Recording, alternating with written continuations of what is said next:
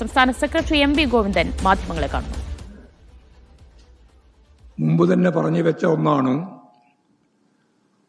പൗരത്വ ഭേദഗതി നിയമത്തിന്റെ ഒപ്പം ഞങ്ങൾ ഇന്ത്യയിൽ പൗരത്വ രജിസ്റ്റർ നടപ്പിലാക്കും എന്നുള്ളതും. വളഞ്ഞ വഴിയിലൂടെ SIRന്റെ പേരിൽ ഇത് തയ്യാറാക്കുന്നതിന് വേണ്ടിയുള്ള പണിയാണ് ഇന്ത്യയിൽ നടപ്പിലാക്കാൻ പോകുന്നത്.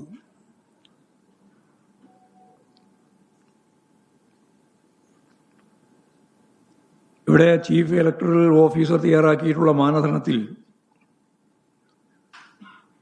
കുടിയേറിയ, മരണപ്പെട്ട, ഇരട്ടിപ്പുള്ള വിദേശികളായ വോട്ടർമാരെ നീക്കം ചെയ്യുമെന്നാണ് വ്യക്തമാക്കിയിട്ടുള്ളത്.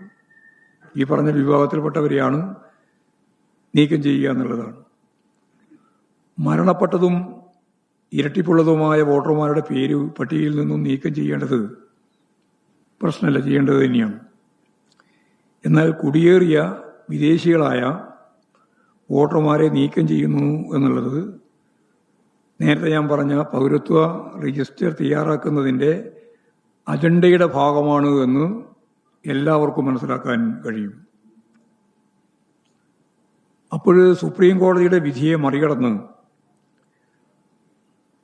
തങ്ങളുടെ ചട്ടുകമായി പ്രവർത്തിക്കുന്നവരെ ഉൾപ്പെടുത്തി അവരെല്ലാം തെരഞ്ഞെടുപ്പ് കമ്മീഷൻ അംഗങ്ങളാക്കി നിയമിച്ചതോടെയാണ് ജനാധിപത്യ അട്ടിമറിക്ക്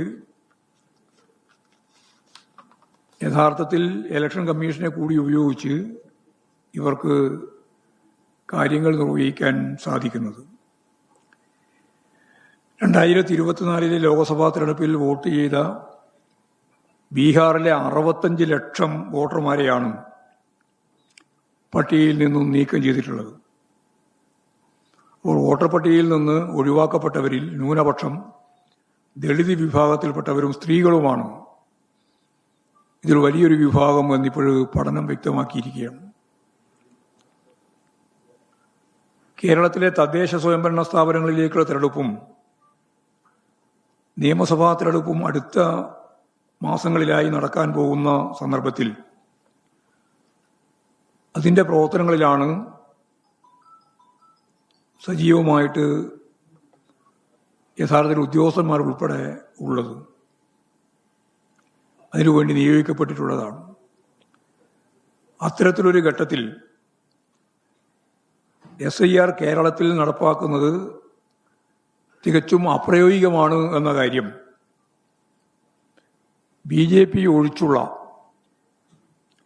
എല്ലാ രാഷ്ട്രീയ പ്രതിനിധികളും ചീഫ് ഇലക്ടറൽ ഓഫീസർ വിളിച്ചു ചേർത്ത യോഗത്തിൽ വ്യക്തത വരുത്തിയിട്ടുള്ളതാണ്.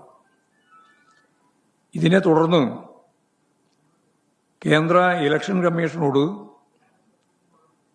SIR കേരളത്തിൽ നടപ്പിലാക്കുന്നത് ഒഴിവാക്കണമെന്ന് അവരെല്ലാം ഒരേപോലെ ആവശ്യപ്പെടുകയും ചെയ്തിട്ടുള്ളതാണ്. അത് പരിഗണിക്കണം എന്ന് തന്നെയാണ് ഇലക്ഷൻ കമ്മീഷൻ ഇവിടുന്ന് ഔദ്യോഗികമായി തന്നെ അവർ എഴുതിയിട്ടുള്ളത്. അത് പരിഗണിക്കാതിരിക്കുന്നത് ഒട്ടും ശരിയല്ല എന്നാണ് ഞങ്ങളുടെ അഭിപ്രായം. 2002 വോട്ടർമാരുടെ പട്ടിക അനുസരിച്ച് അടിസ്ഥാനമാക്കി SIR നടപ്പിലാക്കുമെന്നാണ് ഇപ്പോൾ പറയുന്നത്.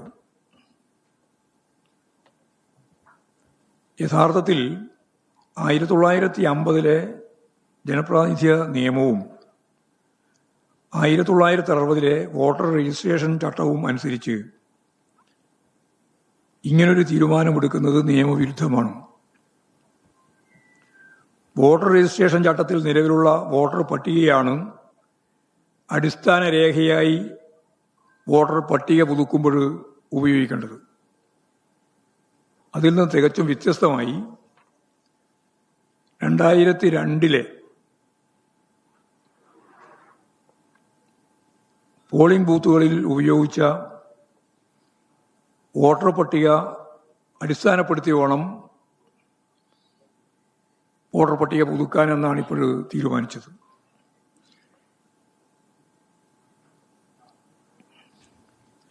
അങ്ങനെ വന്നാൽ കേരളത്തിലെ 50 ലക്ഷത്തോളം വോട്ടർമാരുടെ പേര് പട്ടികയിൽ ഉണ്ടാവാനിടയില്ലാത്ത സാഹചര്യമാണ് വന്നു ചേരുക.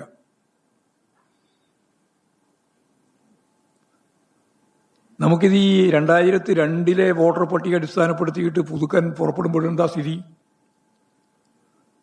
2002 22,904 കേന്ദ്ര സർക്കാർ സംസ്ഥാനത്തിന് നൽകിയ കത്തിന്റെ അടിസ്ഥാനത്തിൽ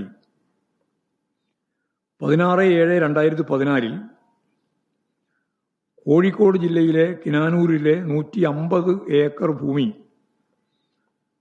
കണ്ടെത്തുകയും ഇക്കാര്യം 9/1/2017 സംസ്ഥാന ആരോഗ്യ വകുപ്പ് കേന്ദ്ര ആരോഗ്യ വകുപ്പിന് അറിയിക്കുകയും ചെയ്തിട്ടുള്ളതാണ്. തുടർന്ന് കേന്ദ്ര സംഘം കേരളത്തിലെത്തുകയും നിർദ്ദിഷ്ട സ്ഥലം പരിശോധിച്ച് തൃപ്തിപ്പെടുകയും ചെയ്തു.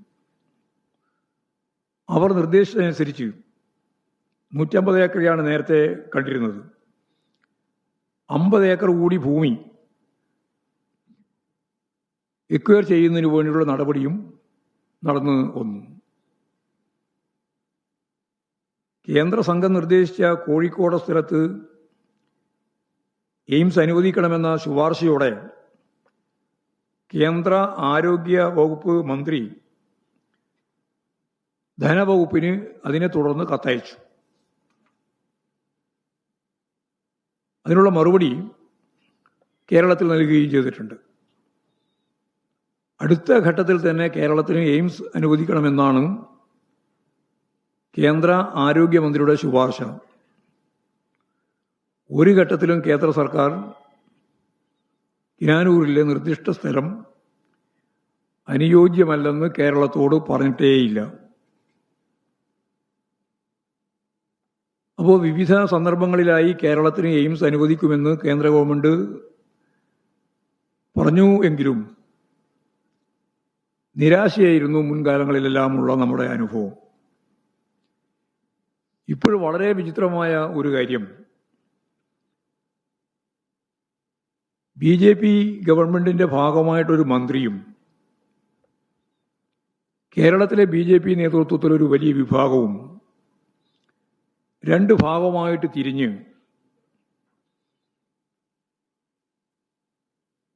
അവർ തമ്മിലുള്ള തർക്കത്തിന്റെയും പ്രശ്നത്തിന്റെയും ഭാഗമായി കേരളത്തിന് എയിംസ് നഷ്ടപ്പെടുന്ന അതിനു വേണ്ടിയുള്ള നീക്കമാണോ എന്ന് സംശയിക്കുന്ന രീതിയിലാണ് ഇവരുടെ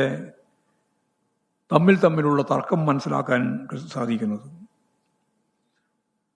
വികസന കാര്യത്തിലെങ്കിലും യോജിച്ചു നിൽക്കുക എന്നത് അവർക്ക് ആലോചിക്കാനേ സാധിക്കുന്നില്ല. BJPക്കാരുടെ തമ്മിലടി അവസാനിപ്പിക്കണം. സർക്കാരും കേന്ദ്ര സംഘവും കണ്ടെത്തിയ കിനാനൂർ എയിംസ് അടിയന്തരമായി അനുവദിക്കണം എന്നതാണ് ഏറ്റവും ശ്രദ്ധേയമായ ഈ കാലഘട്ടത്തിൽ അവർക്ക് ചെയ്യാനാവുന്ന ഏറ്റവും പ്രധാനപ്പെട്ട കാര്യം.